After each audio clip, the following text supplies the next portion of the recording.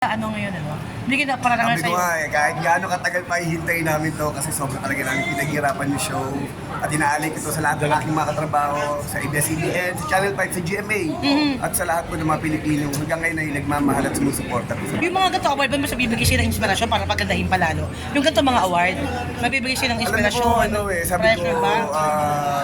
every time na na-appreciate yung programa ginagawa namin, mas lalo pa po namin pinagbubutihan talaga. Kasi like sa probinsyano, hinabot siya ng 7 years.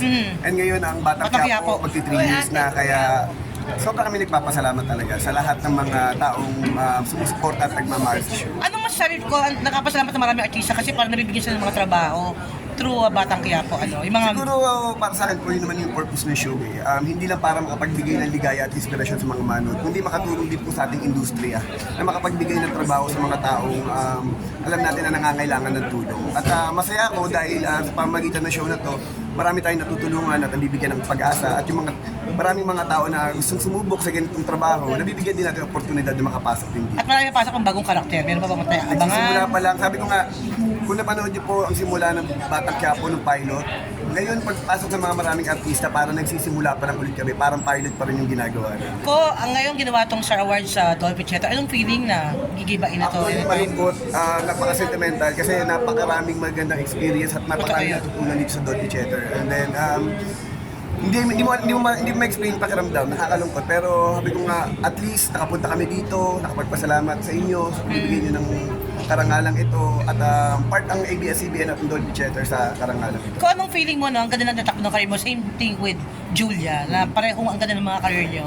Anong feeling mo na? Masaya, syempre, talaga kasi bilang mag-partner talagang nagsusuportahan kami at talagang nagtutulungan kami sa bawat hakbang na ginagalawan namin. Kaya para sa kanya to, naaray ko sa kanya. Ano lang, papasok ba si Catherine Luna sa probinsya, sa Batang Quiapo? Actually, May mga kwento kasi inaayos ko pa eh, kasi sabi ko nga, kasi sabi niya, hindi pa siya ready dahil parang may pinagdadaanan siya ngayon. Pero sabi ko nga ginagawa kong lahat para masuportahan siya. Kasi looking forward, gusto ko talaga siya makatrabaho dahil napakahusay niyang artista at kailangan siya ng industriya natin. At sana, hinihiling ko na makabalik siya at nandito ako para suportahan. Cox, last question na lang. Pero ba dito yung mata?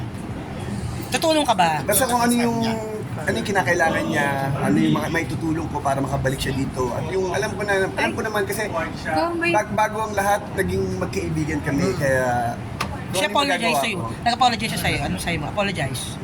limot ko na yun at kung ano man yun, napatawad ko na siya. Kung may award ka ata ulit.